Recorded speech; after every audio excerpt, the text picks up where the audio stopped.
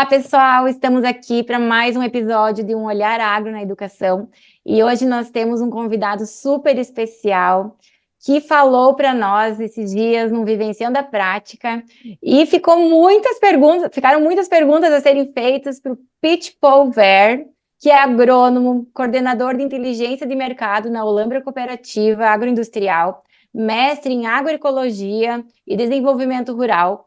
Tem vasta experiência com soja, algodão, feijão, milho, sorgo, trigo e cevada. Pete, vou te falar que eu estava esperando um senhor aqui de muita idade com todo esse currículo, hein? E ainda construiu o sistema digital de monitoramento fitossanitário de algodão e milho semente. Já foi coordenador do monitoramento de algodão e integrante da equipe de pesquisa e desenvolvimento. Que prazer receber você aqui, Pete.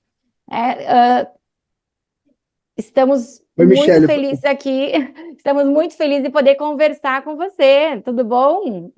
Tudo bom, Michele? O prazer é meu de estar aqui. Eu fico muito feliz, né? Olá para todo mundo aí. Eu fico muito feliz de estar aqui presente e poder bater um papo aí sobre esse tema que é tão relevante, né? Que entra tanto no nosso dia a dia aí dos brasileiros, das escolas, no nosso cotidiano, né? Então, eu fico muito feliz de estar aqui para contribuir. Espero poder contribuir. Tenho certeza que sim. Estamos aqui, então, eu e minha colega Fernanda Slutches. Hoje só sobrenome difícil aqui nesse grupo. E nós vamos falar hoje sobre os pesticidas. Né? Nós vamos desmistificar o que até então, até poucos anos, se chamava de agrotóxico, né? O porquê, porquê nós precisamos, como nós precisamos, e nós temos aqui esse expert para nos ajudar. Né? Então, como eu falei, o Pete já é nosso palestrante de Vivenciando a Prática. Né? Ele esteve na Cooperativa Olambra, em conjunto com a escola Cooperativa Olambra, né, com o tema Desmistificando o termo agrotóxico.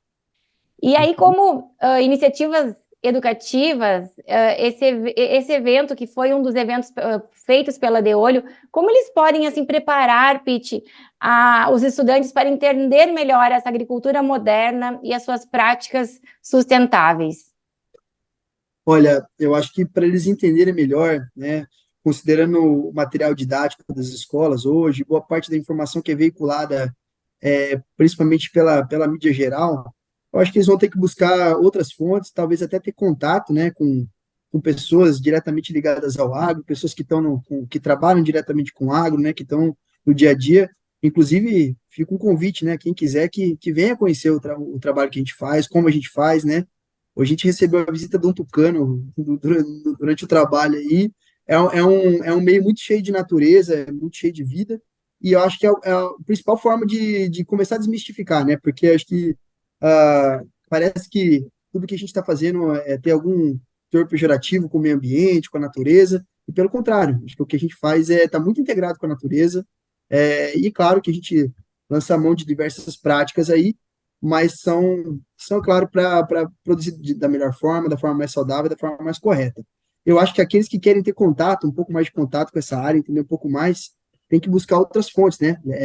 Leitura, e principalmente as possibilidades vivenciais, né? E conhecer uma fazenda, e conhecer o dia a dia de um produtor rural, saber o que ele faz, como faz, por que que ele faz.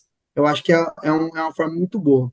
Né? Mas acho que a gente tem que buscar fontes paralelas e fontes diferentes do que só aquilo que é veiculado via material didático ou só os assuntos que são tangidos na mídia geral, sabe? Acho que é importante a gente se aprofundar um pouco mais no assunto.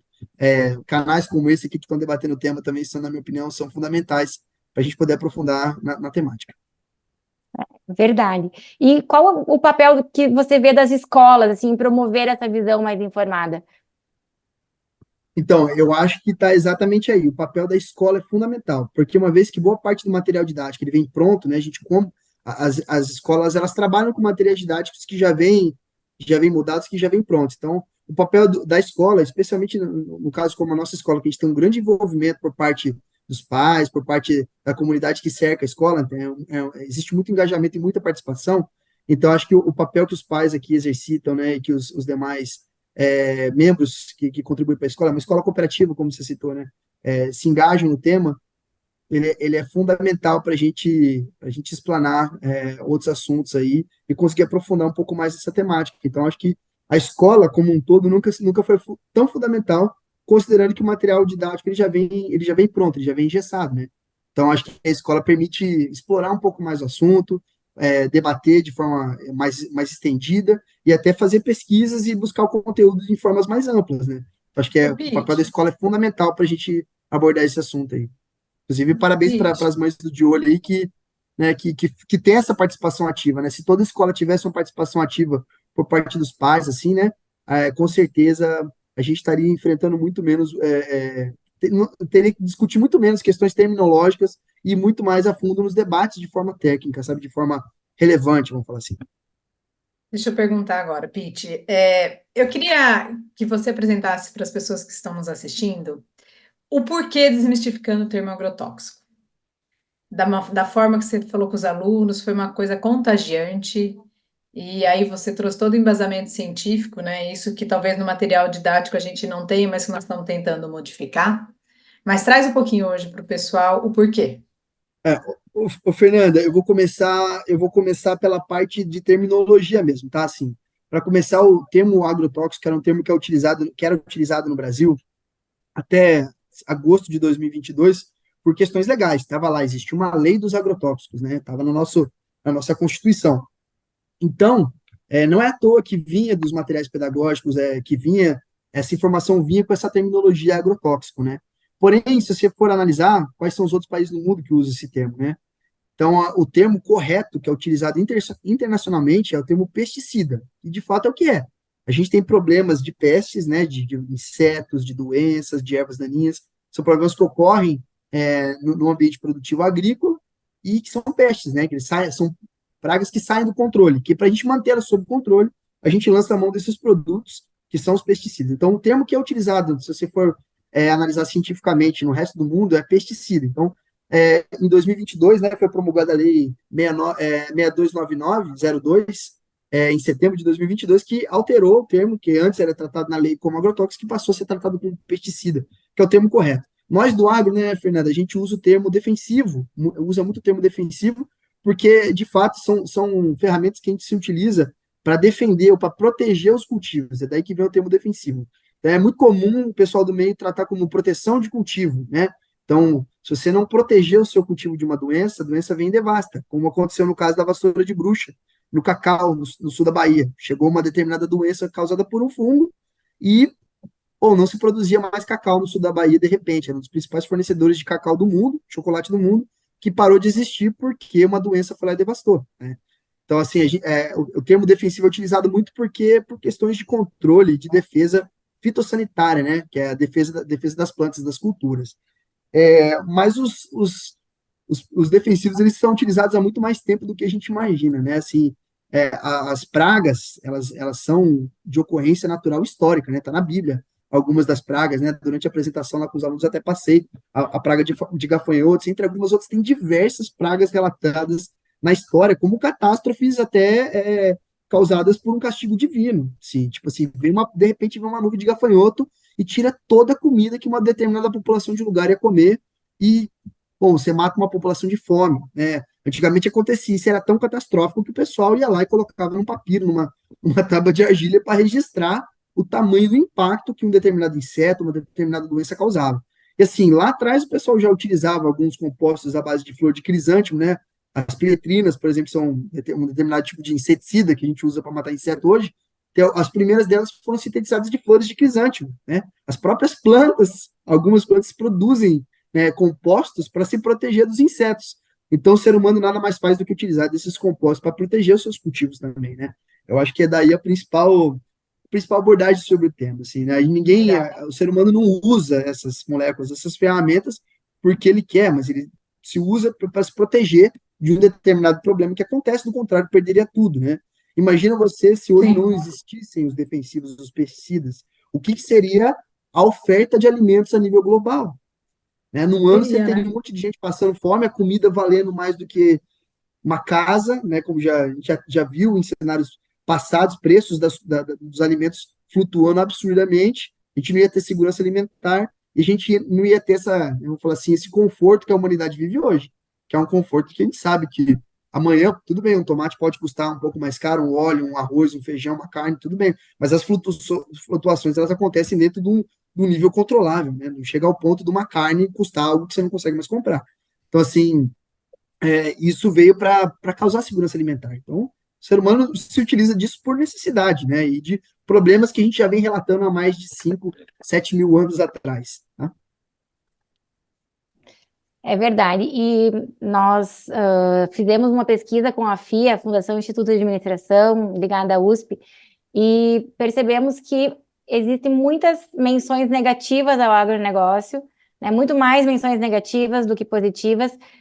E um dos temas mais abordados é realmente o uso de agrotóxico, né? Então, coloca inclusive o Brasil como o país que mais consome, sem colocar a área do país, quantas safras nós fazemos, né?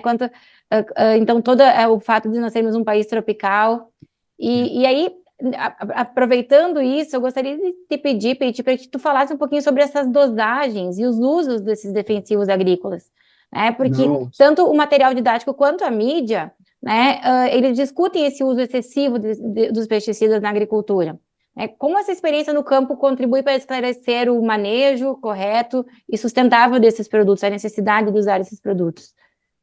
sim, o Michele, você tocou num ponto importantíssimo. Esse dado, né, de que o Brasil é o maior consumidor de agrotóxicos do mundo, ele se vem por conta de um estudo da FAO que aconteceu, um levantamento que aconteceu em 2013, onde apontava o Brasil como o país que mais gastou em dólares, 10 bilhões de dólares, para ser um pouco mais exato, em defensivos agrícolas, em pesticidas em 2013.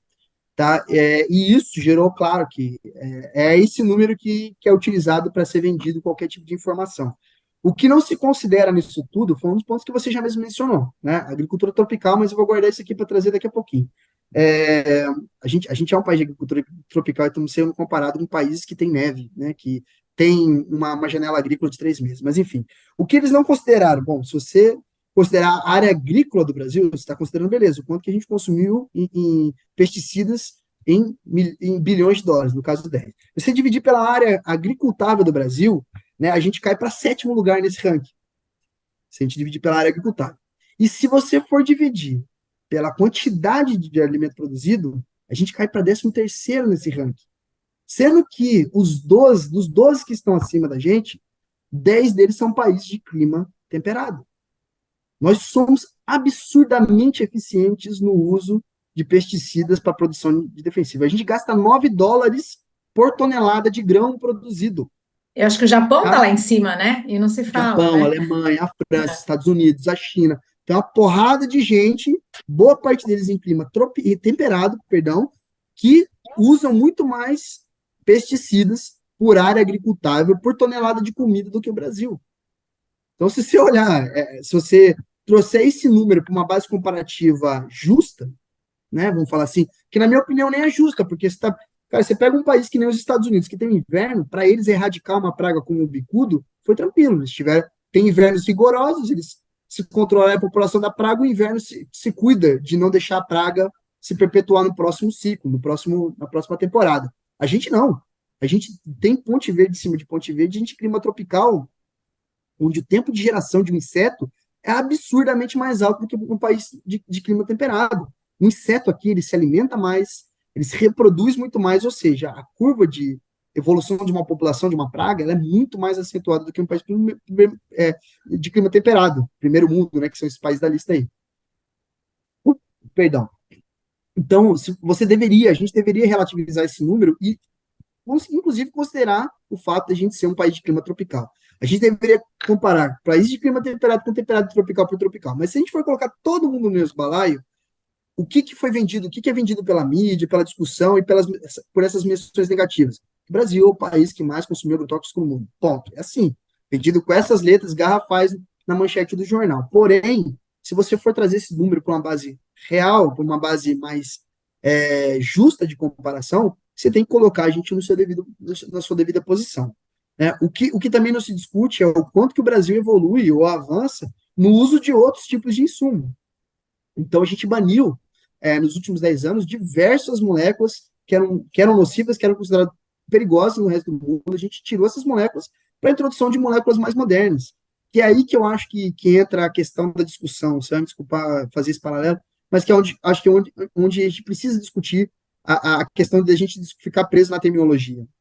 Eu acho que quando a discussão ideológica entra para cima do tema, se apodera do tema para discutir, é agrotóxico, é aquilo, enfim, a gente deixa de focar naquilo que é importante sobre a discussão, de que é o que a gente usa, por que a gente usa, e como que a gente pode fazer para melhorar. Que vai me desculpar, enquanto o resto do mundo está discutindo ou achando demônios e culpados para o que é feito com a agricultura, o agricultor está lá se esforçando para fazer isso. Então, hoje a gente utiliza moléculas como as espinosinas, tá? Vou citar esse nome aqui, eu sei que é um nome esquisitão, mas é uma molécula que é produzida por uma bactéria. É um produto natural, para você ter ideia. Essas espinosinas, elas são produzidas por uma bactéria toda espiralada, que tem inclusive, acho que uma música do Jorge Ben, que trata desse tal desse bichinho, e essa espinosina, ela mata a lagarta. É um ótimo lagarticida, que é um problema seríssimo na agricultura, as lagartas. E um produto chamado 3C, que tem essas espinosinas, é um produto registrado para agricultura orgânica. Orgânica. Você pode utilizar na agricultura orgânica essa molécula, que é uma das moléculas mais utilizadas para controlar a lagarta do cartucho do milho. Então, é um produto muito mais caro, o produtor lança a mão de utilizar esse produto, tá? Abriu mão de moléculas mais baratas e mais antigas e mais perigosas para utilizar essas moléculas mais modernas. Enquanto a turma está preocupada em discutir ou achar demônios para essa história toda, o produtor está preocupado em fazer a coisa da forma mais certa. Ninguém está discutindo sobre isso. É o que eu falo. Quando a gente fica preso na discussão ideológica sobre a terminologia, a gente deixa de falar do que aquilo que realmente é relevante. Por exemplo, que o Brasil aumentou 33% o uso de bioinsumos, que são produtos de controle biológico, produtos com registro para agricultura orgânica, produtos naturais utilizados para controlar pragas e doenças. A gente não está falando sobre isso, não tá aparecendo na capa do jornal. Está aparecendo na capa do jornal que a gente, para isso, que mais consome agrotóxico. Então, assim, quando a gente fica nessa discussão leviana, vai me desculpar, mas na minha opinião é leviana, né? Agrotóxico não é ficar chamando, querendo saber se é Chico ou se é Maria, né? Assim, desculpa, mas assim, a gente deixa de falar de fato da relevância, por que que é, como a gente está usando, como que a gente faz para melhorar. Acho que a gente estaria muito mais evoluído se a gente estivesse perdendo menos tempo sobre isso. Mas, enfim, como a mídia traz as coisas desse tema, a gente está aqui, né, gastando esse tempo para tratar exatamente disso e desmistificar, de fato, a forma como o tema vem sendo abordado. Eu vou pegar um gancho, Mia, eu não vou seguir o nosso roteiro, mas eu acho que você trouxe uma coisa super importante, né?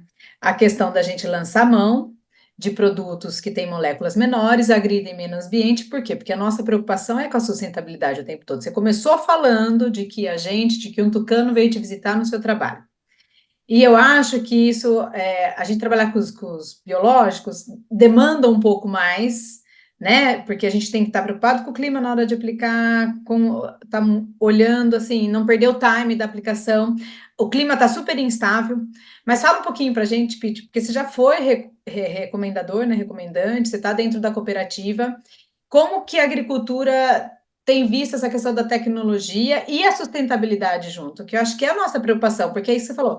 A gente é batido, como se a gente estivesse só usando agrotóxico, acabando com tudo, mas a nossa preocupação é um meio sustentável, aumento de produtividade, com custo reduzido, para que a gente possa ter uma oferta de produto adequada para a nossa população, né?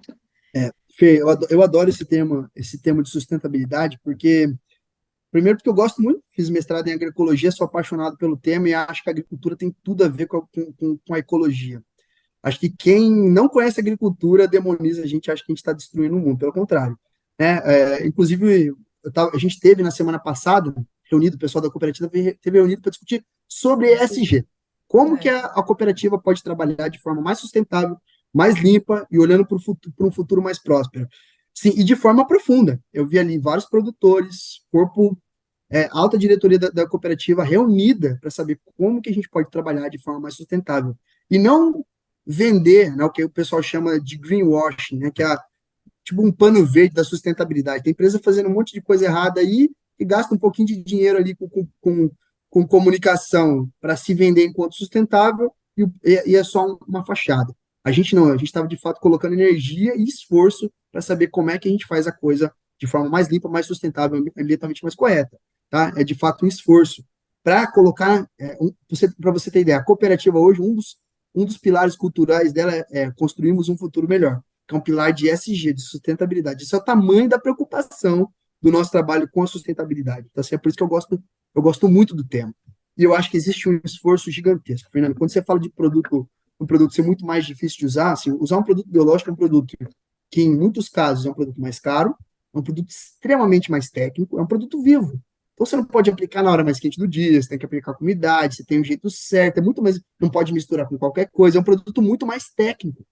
Então, por que que o produtor vai pagar mais caro no produto mais técnico, sendo que ele poderia, né, ter outras opções mais baratas? Ele está fazendo isso por preocupação, porque o produtor talvez seja um dos poucos nesse mundo preocupado em fazer a coisa dele mais bonita. Eu duvido que tenha outro segmento tão preocupado em fazer a coisa de forma mais certa como a agricultura. E, no entanto, a gente, como você disse bem, Michele, é um dos setores mais mencionados em termos negativos.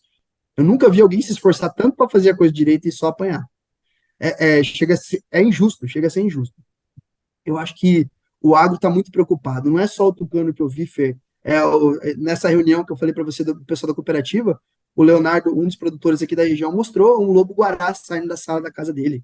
Os produtores se reuniram e compartilharam fotos de animais silvestres aqui da nossa Sim, região, né? temos Para montar um bastante. calendário com os animais silvestres. Aqui a gente já viu onça parda, tamanduá Tamanduá, bandeira, tapeti, jacaré, cachorrinho do mato. Olha, eu posso passar uma hora aqui só jacaré. falando isso. Jacaré. A gente pode passar uma hora falando de animais silvestres que rodeiam a gente no dia a dia. Rodeiam a gente no dia a dia. Eu convido você para outros segmentos da sociedade mostrar um book de fotos como esse. Eu estava falando Se a até gente está para fazendo as coisas Michele. tão erradas, assim, como que a gente está tão rodeado de vida silvestre de animais em extinção? Então, se esses bichos estão sobrevivendo, eles estão sobrevivendo aqui. E estão sobrevivendo em área agrícola, de produtor.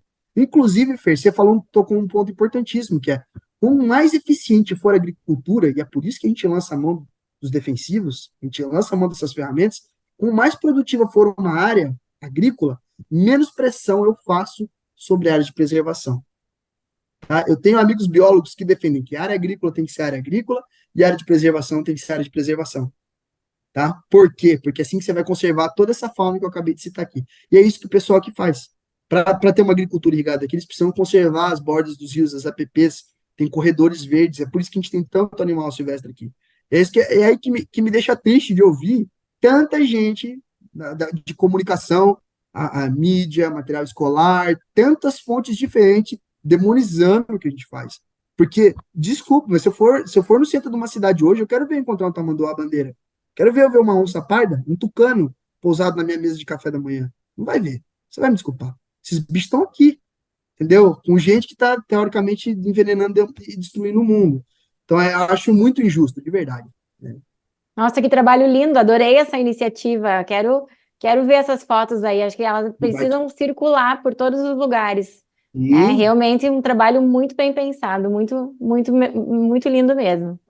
E se a gente está falando de plantas, nós estamos falando de alimentos, né? Nós estamos falando de saúde, seres vivos, né? A planta é um ser vivo, né? Assim como nós. Então, comparando assim, Pete, como é que você poderia comentar sobre os princípios ativos utilizados na agricultura em comparação com as outras áreas, como a saúde humana, a veterinária, né? Como esses princípios são adaptados e regulamentados para garantir a eficácia e a segurança em diferentes contextos de uso? sim, o produto hoje, Michele, para ele ser aprovado, ele tem todo o rigor da Anvisa, do IBAMA, ele tem uma série de aprovações técnicas que ele tem que passar para ele ser aprovado, para poder ser utilizado, né? Isso tudo está amarrado, claro, nas nossas leis e na forma como a gente constrói essas leis. Mas hoje, pode acreditar, poucos segmentos têm tanta burocracia, testes e exigências como o setor dos pesticidas, tá? Muito, é bastante coisa que tem que fazer para garantir, claro, e tá certo que tem, para garantir a segurança humana. O que a gente espera é que, dado que tudo isso foi testado, né, e foi, é, que as pessoas tenham o mínimo de segurança. Por quê? Porque é muito comum uma pessoa utilizar lá um triazol para passar no meio do dedo para matar uma micose, ou não quero nem falar em que outras partes, né? Enfim. Mas, se você for usar o mesmo triazol para controlar uma doença numa cultura, aí esse triazol já é um problema. Então, assim, pode usar para passar no pé, na mão, na boca, tomar um comprimido de fluconazol, você pode, um triazol, mas você não pode aplicar um triazol 30 dias antes de uma soja ser colhida. 30 dias antes dela ser colhida, ela ainda vai ser esmagada, e depois ela vai para. Você não vai nem ter traço desse triazol depois na alimentação humana, mas você pode tomar um comprimidão de fluconazol, você pode. Então, assim, e aí que tá, a gente Por que que um lado, por que que a gente está utilizando coisas similares e para um lado pesa muito e para o outro a gente trata como se fosse normal, né? Outro exemplo o fipronil. Né? O fipronil é um inseticida muito utilizado no tratamento de sementes para combater pragas de solo, besouros, lagartas, né? Que afetam o estágio inicial da cultura, lá na semente, lá no comecinho. Esse fipronil vai nem aparecer lá na frente depois na produção, né? Dado o tempo que vai do começo ao final da cultura. Mas você pode abrir lá um tubinho de frontline, ou pegar um shampoo com fipronil, beber seu cachorro durante um banho, lavar ele todo, né? Você, o cachorro, todo mundo com fipronil, contato com a molécula e tudo bem, né? Então, assim, mais uma vez, o mesmo peso, duas medidas diferentes, né? Porque, por um lado, a gente é tão pesado na crítica, por outro lado, a gente é tão flexível, né? É, tem até uma música do Caetano Veloso que diz, né? Como se o coração tivesse antes que optar entre um inseto e um inseticida, né? Então, quando tá você lá com seu cachorro cheio de pulga, aí tudo bem você lançar a mão do inseticida. Quando é agricultor, não querendo perder tudo que ele trabalhou, ou querendo proteger um cultivo, ou muitas vezes até evitar que um produto chegue estragado na gôndola, porque daí ele vai ser rejeitado, né, pelo consumidor. Então, assim, aí não pode usar, né? Outra coisa, esses últimos surtos de dengue, aí toda vez que eu me vejo um surto de dengue, eu falo assim, ó, o Estado vai ter que lançar mão de uma pulverização. Claro, existem as medidas mitigatórias de água parada e tal, isso tudo tem que ser feito, mas está lá o Estado, eventualmente, em alguns bairros onde existe um surto de dengue, entrando com um piretroide mais o neonicotinoide para matar mosquito da dengue. Se eu for fazer isso para matar percevejo na soja, eu estou acabando com o planeta. Mas ele pode fazer isso no meio de um bairro cheio de criança correndo. Para aplicar um produto desse aqui no meio agrícola, rapaz, tem que ter um isolamento de que 250, não sei quantos, agora não me falha a memória, mas você tem um isolamento que você tem que ter de uma área residencial para aplicar esse produto. Ah, se for o governo para controlar a dengue, pode meter no meio das casas da turma, no meio de tudo, entendeu? É aí que eu acho que falta um pouco mais de ponderação e de discussão um pouco mais técnica sobre o tema, sabe? De que quando é conveniente para uma determinada população, aí eles chamam de remedinho. Mas quando é o produtor utilizando, é o agrotóxico. Né? É duro. Como eu falei, é o mesmo peso de duas medidas. E, Pete, ainda na saúde, nesse contexto, né? Eu lembro que você trouxe bastante a questão de sementes contaminadas por fungos, que, se não tratadas, geram muitas doenças, né? Em populações, acho que epidemias. Você trouxe um pouco na época da Bíblia, que você trouxe no gafanhoto, né? Mas entra um pouquinho nisso que eu acho que vale a pena a gente trazer para o pessoal. Não, isso é um tema importantíssimo, Fer. Quando o produtor vai entregar uma carga de produto, né, de milho, de soja, de trigo, existe um contaminante na produção dele, que é o que o pessoal chama comumente aqui no meio agrícola de grão ardido. Esse ardido do grão, que deixa o grão se mascar, ele também tem um gosto ácido ardido, nada mais é do que são grupos de ácidos que são micotoxinas. Os fungos, quando eles colonizam lá a produção, o grão, a soja, o milho, o sorgo, enfim, os grãos, eles, claro, consomem o grão e produzem micotoxinas, que são moléculas extremamente tóxicas. Muito mais tóxica do que o mais tóxico do que os agrotóxicos. Para você ter ideia, né, como o termo que a turma usa, né? Muito, mas muito mais tóxicos. São moléculas extremamente carcinogênicas, filho, muito carcinogênicas. Causam câncer, causam uma série de outras enfermidades, até necrose das pontas, se consumidas em excesso. Tanto que isso muitas vezes vai para a alimentação animal e tem um limite do quanto você pode ter de grão ardido na ração animal, porque senão o animal também tem problema, perde pode perder parte do casco, pata, E tem que ter esse um grão limite do que você ardido pode vem pegar. de quando não é tratada a semente, é isso? Não Isso, usa o quando produto, é você isso? não cuida quando você não cuida de alguns fungos, né, se você deixar a coisa toda Deus dará, é claro que os fungos vão se tomar conta das plantas, das partes reprodutivas, e ali estão, claro, os cachos, os grãos, e o nível de contaminação vai ser mais alto. A gente tem um exemplo histórico de quando não existia o tratamento com fungicida de grãos, né? Por exemplo, no caso do trigo. Então, lá na Europa, existia tem uma doença chamada ergot, solta um esporãozinho assim, que é o corpo de um fungo que sai do cacho de trigo. Na apresentação até coloquei. E essa parte do fungo, ele produz, claro, as micotoxinas que eu citei, é carcinogênico, causa câncer, causa uma série de problemas na saúde humana, mas ele também produz um outro composto muito conhecido na sociedade, que é o ácido lisérgico, o LSD, que é uma droga, tá? É daí que vem, inclusive, o LSD. Claro, hoje em dia é feito de forma sintética, mas no passado as pessoas consumiam pão e alucinavam. Tem relatos históricos, né, sobre a mania de dança, e tem muita gente associa aos fenômenos que aconteceram na Idade Média e muitas das alucinações e as alucinações coletivas ao consumo de pão contaminado com esse ergot, que é o esporão de galo que sai do trigo. E aí eles tinham até uma crendice lá que para se curar desse mal eles tinham que fazer uma caminhada de Santo Antônio, de Santo Antônio não vou me recordar o santo aqui, mas eles tinham que fazer a caminhada de um determinado santo lá, subir no mosteiro e lá só tinha pão de centeio, né? Lá naquela altitude só produzia esse pão de Não tinha centeio, frio. o centeio não tinha, a pessoa se curava porque ela parava de consumir pão contaminado com ácido lisérgico, lógico, e daí, lógico, ela voltava ao normal, daí ela podia voltar, né? Enquanto isso, a sociedade padecia em alucinações, né? E em vários outros problemas, né? Mas, assim, esses fungos, eles causam diversos problemas à saúde humana, e não é à toa que eles são proibidos, tem limites, assim, ó. Se tiver tantos por cento na produção, você já, né, aquela produção já não pode ser utilizada mais. Então, assim, olha só, imagina você trabalhar, produzir, tudo chegar lá na frente, você não poder entregar porque você tem determinado fungo. É claro que não pode entregar por questões de perigo e saúde humana, né, assim, da saúde humana. Mas é por isso que a gente muitas vezes lança mão dessas ferramentas, Fê. Então, os pesticidas são na verdade, muitas vezes utilizados até para mitigar problemas que seriam maiores. Isso ninguém fala. Isso não vai ser comentado, isso não vai sair na mídia. Como eu disse, ficar em cima do debate sobre a terminologia faz com que a gente não mergulhe de forma aprofundada no, de fato, qual é a importância e o motivo da gente estar utilizando. Gente, acreditem, um produtor, se ele pudesse, ele não gastava uma gota de defensivo na lavoura. Você, Fernanda, que é esposa de produtor, pode me confirmar isso, que custa muito caro, mas custa muito caro mesmo. Se o produtor não faz, porque, vou lá envenenar o mundo. Não é assim que acontece, gente. Eles fazem porque, de fato, é necessário. E faz custando caro. Ele tem que investir naquele produto. Entendeu? Não, Então, e eu falo, acreditem, ele agora. faz. E agora a gente está com o problema, por exemplo, nós estamos sem chuva, sem frio e a mosca branca com medo de atacar o nosso feijão, né? Então a gente sabe que Mato Grosso está sofrendo com a mosca branca. E como que você vai controlar isso? Quer dizer, para a gente, além do controle, tem a produtividade, tem o que a gente gasta, tem o que a gente quer produzir. Então é multifatorial, né, Pete?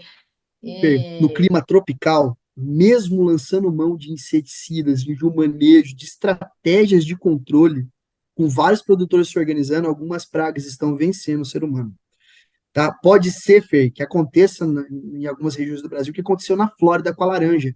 Não se planta um pé, não tem mais um pé de laranja na Flórida colhendo laranja para produzir suco de laranja para os norte-americanos, que são um dos maiores consumidores de suco de laranja do mundo. Norte-americanos se orgulham de que um café da manhã para eles saudável não é ovo com bacon e leite com Toddy, e sim um copo de suco de laranja e uma torrada com geleia. Esse é o café da manhã saudável que eles vendem. Só que eles não vão ter mais laranja para colocar no copo vindo da Flórida, porque uma praguinha chamada psilídeo venceu os pomares de laranja da Flórida. tá Então, entrando assim, aqui. fazendo tudo ainda dá errado. A gente ainda tem a sociedade pesando sobre gente se desdobrando para controlar pragas que podem simplesmente tirar um determinado produto ou fazer um produto ficar muito mais caro. A caixa de laranja, ela partiu aí de R$ 35 alguns anos atrás para Sim. R$ 80, R$ 90 hoje.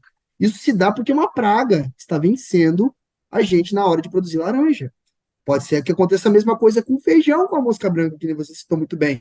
E feijão, Fer, é a base da alimentação do brasileiro. Então, como se já não bastasse o desafio de produzir feijão com mosca branca, porque agora existem 3, 4 tipos de raça de mosca branca que são resistentes a não sei quantos tipos de inseticida, e a gente tem que se desdobrar para Controlar. fazer o feijão produzir. Né? A Sim. mosca branca ela tem um problema sério que ela passa uma virose pro feijão. Em questão de algumas gerações dentro da lavoura, ela acaba com uma lavoura de feijão que o cara não produz um grão de feijão daquela lavoura. Imagina o que é o produtor colocar trabalho, energia, dinheiro, investimento e não colher nada. Gente do céu, que segmento da economia trabalha com esse tipo de risco?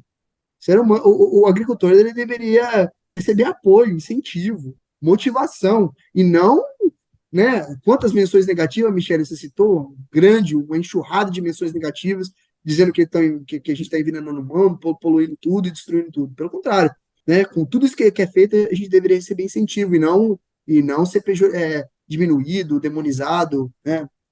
Complicado. Ó. É verdade. Então, 60%, Pitch, 60% a mais dimensões negativas do que positivas ou neutras. E o que nos assustou muito também foi que apenas 3,7% do que está no material didático vem de fontes científicas. E então, ouvindo você falar assim, é urgente essa necessidade de passar esse conhecimento para a população, né? Tanto para as crianças, os jovens, os adolescentes, inclusive nós adultos, porque a gente desconhece muito, né? Eu penso sempre, é natural, mas porque é natural, não é bom, o fungo é natural, então, né, não é porque o fungo é natural que ele vai fazer bem. Então, e realmente, assim, como produtores, quem dera não precisasse usar nada de nenhum defensivo, de nenhum pesticida, porque, com certeza, né, o lucro, digamos, seria muito maior. Então, quando se diz que, né, o agricultor não está preocupado com o meio ambiente, não, né, isso não é algo que realmente condiz com a realidade, porque estamos sim preocupados com o meio ambiente, estamos sim preocupados com a alimentação no mundo, estamos sim preocupados com o bem-estar. E por isso nós temos que investir boa parte da nossa produção em defensivos agrícolas também, né? Sim. Michele, não vejo nenhum outro motivo para o agricultor se esforçar tanto. E, que nem eu falei, o Brasil aumentou 33%. Só na nossa região, o Brasil aumentou 33%. Mas na nossa região aqui, foi mais de 45% o aumento de uso de defensivos biológicos. É um esforço, como eu falei, tremendo para tentar fazer a coisa mais correta, tá? Até porque que, né, a exigência de um produto impecável na gôndola é uma exigência do consumidor. Então, quando o consumidor vai lá e escolhe uma fruta impecável, um tomate lindo, sem uma manchinha, e põe na sacolinha dele e vai lá pesar, é ele que está ditando o padrão do mercado, como o agricultor tem que entregar aquele tomate, aquela fruta, aquela produção. Então, o consumidor final que, né, tá lendo aquela apostila dizendo que os agricultores estão envenenando ela, é que está determinando o padrão de como a gente tem que entregar aquela fruta, ou aquele tomate, ou aquela produção. Você entendeu? É duro. Eles estão exigindo o padrão e estão demonizando a gente pela forma como a gente está fazendo.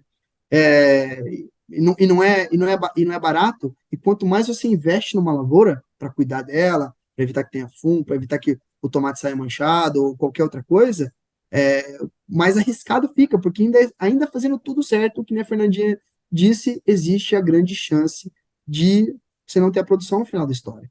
Então, olha, é um setor louvável, assim, eu tiro o chapéu para o agricultor, de verdade, né? E questão de Realmente. biocidas ou não, né, de ser biológico ou não, uma bactéria, um fungo que contamina um ser humano, que causa uma doença no ser humano, é um organismo vivo. A gente lança a mão de tomar um remédio para combater, que como o próprio termo diz, antibiótico, né? Um produto que mata a vida, né? Um antibiótico nada mais é do que, se for tirar o pé da letra, é isso, né? Mas a pessoa está lá ingerindo para combater uma coisa que está fazendo mal para ela. O produtor está fazendo Precisa. exatamente a mesma coisa quando ele lança a mão do É, defensivo, tem entendeu? É razão. um biocida, claro, mata um inseto, mata um É, fungo, mata uma. Mas ele tá fazendo isso porque ou é aquilo ou fica muito pior, entendeu? é. Desafio Pete, você a estar com uma infecção bacteriana e não tomar um antibiótico, né? exatamente, exatamente. Nós poderíamos ficar te ouvindo aqui por horas e horas e teria muitos assuntos ainda para serem debatidos. Mas infelizmente, né, nosso tempo está chegando ao final e, e eu quero te agradecer demais por trazer todo esse conhecimento. Nós realmente precisamos conhecer mais sobre a realidade do agronegócio. E você é realmente um expert em tantos assuntos e muito obrigada por nos assessorar a trazer esse assunto assim dessa forma tão bacana. Eu vou deixar a Fernanda fazer o encerramento, mas antes disso, eu gostaria de convidar todo mundo que estiver assistindo nosso podcast a entrar na nossa agroteca. A agroteca é uma excelente forma de conhecimento, né? Uma biblioteca virtual totalmente grátis, com acesso para todo mundo, professores, pais, alunos. Também convido a todos para que sigam nossas redes sociais, o nosso Instagram, TikTok, Facebook, LinkedIn. Né? Nós temos muitos assuntos lá e Pete, nós com certeza vamos voltar a falar contigo em outros momentos, te agradecendo essa parceria. Foi um prazer te conhecer e vou deixar a tua amiga Fernanda fazer o encerramento aí contigo, então. Tá certo, Michel. Eu só queria colocar mais um adendo. Você falou da agroteca e você também citou um pouquinho antes que a porcentagem de conteúdo científico dentro do material didático é muito baixa. Então, parabéns também por essa iniciativa, né, de estar fornecendo material com base científica, com base criteriosa, tá? Porque se o conteúdo didático está vindo tão pobre em material científico, que bom que tem gente fazendo ações para levar conteúdo técnico para os nossos estudantes, né? Ah, obrigada, obrigada. Realmente a Agroteca é um grande orgulho da associação, tem a curadoria da Exalc, da USP, e conta com excelentes artigos, e como você disse já no início, né, da nossa conversa, nós precisamos, além do material, nós precisamos buscar outros materiais para nos ajudar a ter mais conhecimento. Fer, Pete, obrigada por tudo. Pete é nosso parceiro aqui no nossos Vivenciando a Prática, né? Nós já fizemos um, agora o Pete vai estar conosco também no Irriga Show, falando sobre gestão hídrica e o meio ambiente. Muito obrigada, viu, Pete? Agradeço a sua participação e que a gente continue firme na nossa parceria. Obrigada, Mi. Obrigada a todo mundo que está nos assistindo. Eu que agradeço, Fernando, foi uma honra participar, né? E contem comigo para a gente tratar desses assuntos que é muito importante, né? É fundamental para um bom desenvolvimento da sociedade e do futuro como um todo. Obrigada.